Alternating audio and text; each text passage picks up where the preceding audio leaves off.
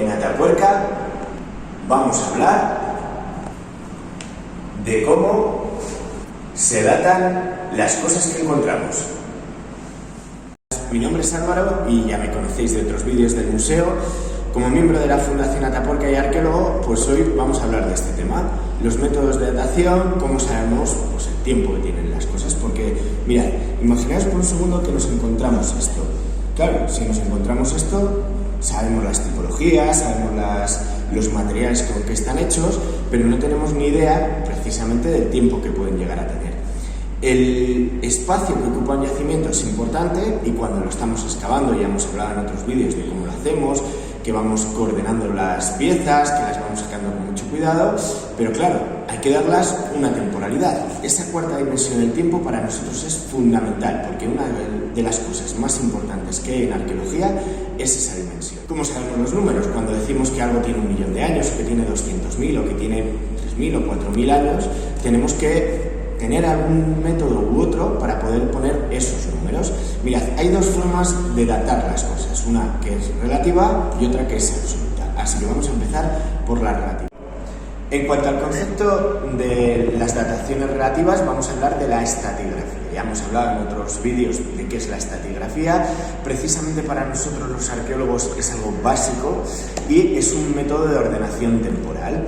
Esto se basa, como explicábamos anteriormente, en cuestiones geológicas de deposición de sedimentos. Un sedimento se va depositando, luego viene otro por encima, luego otro, así sucesivamente. Así que cuando nosotros estamos excavando, nuestra labor principal es diferenciar estos sedimentos, que es lo que viene antes y después. Sí que es verdad que presuponer que todos los sedimentos de la Tierra han seguido este sistema tan lineal y tan fácil de entender, no siempre ha sido así. Hay movimientos de tierra, hay momentos de vulcanismo, hay incluso erosiones que arrastran estos sedimentos y que pueden hacer que algunos desaparezcan o no.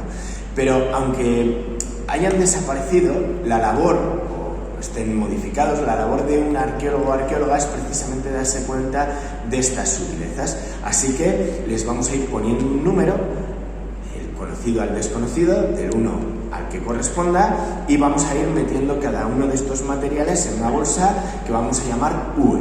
La UE1, la UE2, la UE3, y esto por lo menos nos va a dar un método de ordenación.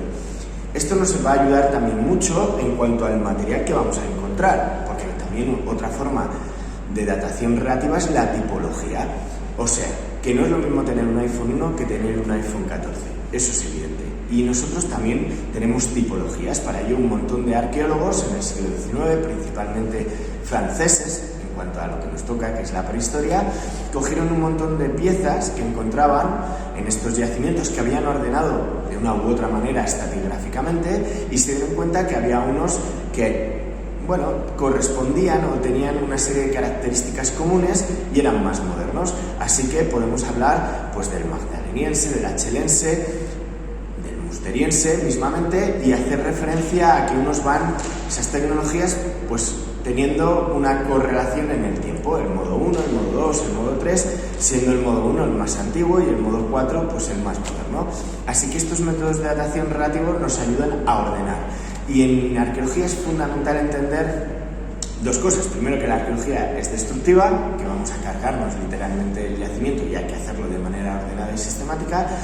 Y dos, pues que lo que tenemos que hacer es ordenar en el tiempo, o sea, que no hay una correlación temporal exacta, hay un antes y un después. Eso es fundamental y para eso están las leyes de la estratigrafía geológica y las leyes de la estratigrafía arqueológica, las leyes de Harris.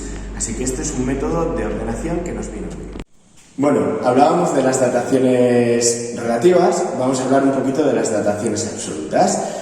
Bueno, en las dataciones absolutas todo el mundo recurre a los isótopos, bien, y normalmente al carbono 14. Mirad, el carbono 14 tiene un pequeño problema aquí en Atapuerca, por lo menos para nosotros, que es una cuestión básica, que es que solamente sirve desde el momento en el que mueres hasta unos 60.000 años, pero también es verdad que en torno a los 30.000 la franja de error que va acumulando este método de datación es muy grande, con lo cual aquí no podemos usarlo. Vamos a utilizar otras cosas antes de hablar de los isótopos. Mirad, vamos a hablar una cosa curiosa que es el paleomagnetismo. El paleomagnetismo es una técnica relativamente sencilla de entender y de explicar, aunque luego, bueno, comprender es más complejo, pero consiste en considerar la Tierra como un imán, un gran imán. Tiene un polo norte, un polo sur. Ese polo norte y polo sur actualmente coinciden con el polo norte y el polo sur geográfico, y por lo tanto, cuando cogemos una brújula, pues nos podemos orientar. Fenomenal. Esto queda reflejado en las capas de la Tierra. Casi todas las arcillas tienen esos colores rojizos porque están oxidadas ya que tienen hierros. Algunos de estos hierros se imantan porque son imanes naturales, magnetitas, y quedan atrapados en estas capas sedimentarias. ¿Qué sucede? Que si todo fuese exactamente igual durante todo el tiempo que tiene la Tierra, pues todas estas magnetitas irían orientadas al norte actual.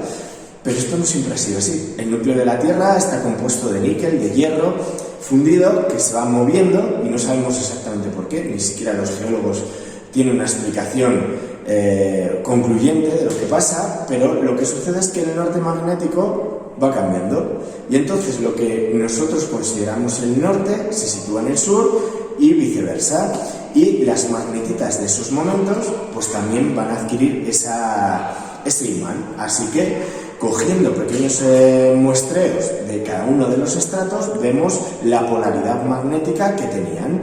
Esto lo estudiaron ya hace mucho tiempo, casi un siglo, ¿de acuerdo? Y dentro de los crones, que es todo el periodo de tiempo, hay subcrones, que es justamente las inversiones magnéticas. Sabemos que hay una inversión magnética que se llama Reunión, que tiene unos 2 millones de años, otra Jaramillo, que tiene 1 millón de años, otra la de Bunes Matuyama, que para nosotros es muy importante, que tiene unos 780.000 años, y por lo tanto, haciendo estas pequeñas pruebas en muchos lugares del mundo, podemos llegar a la conclusión de que hay inversiones magnéticas y podemos llegar a saber qué edad tiene, aunque ya veremos cómo lo sabemos, ¿vale? Eso por una parte. Luego otra cosa curiosa va a ser la termoluminiscencia. O sea, esta palabra está compuesta de dos términos, termo y luminiscencia, que vienen del calor y la luz.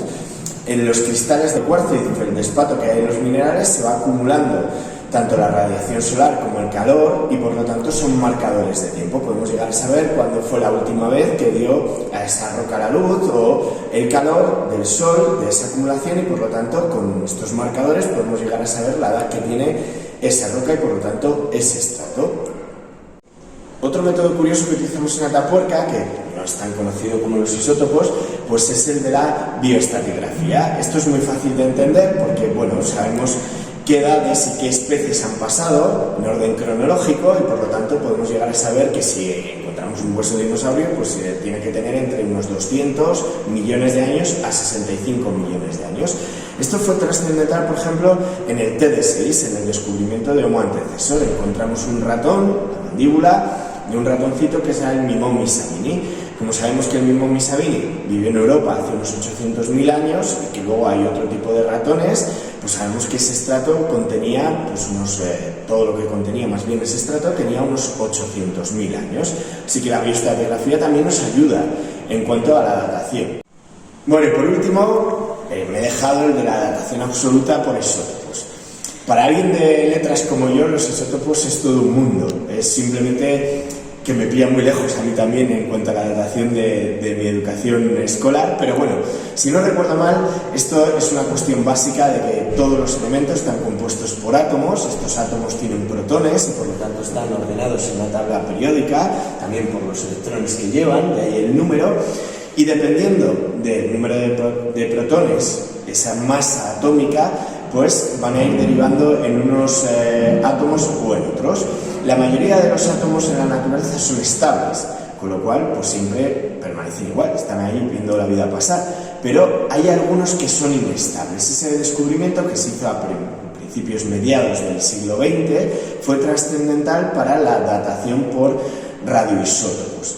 ¿Qué sucede? Que cuando van perdiendo estos elementos inestables parte de su materia, de su masa atómica, de sus protones, van a ir derivando hacia otros elementos.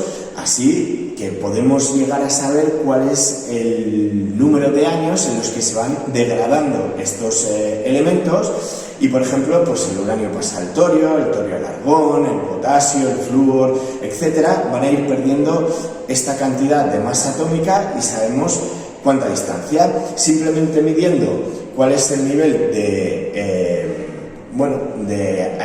cantidad padre que va a ir derivando a cantidad hijo, por así decirlo, de un elemento a otro, podemos llegar a saber el tiempo que ha pasado.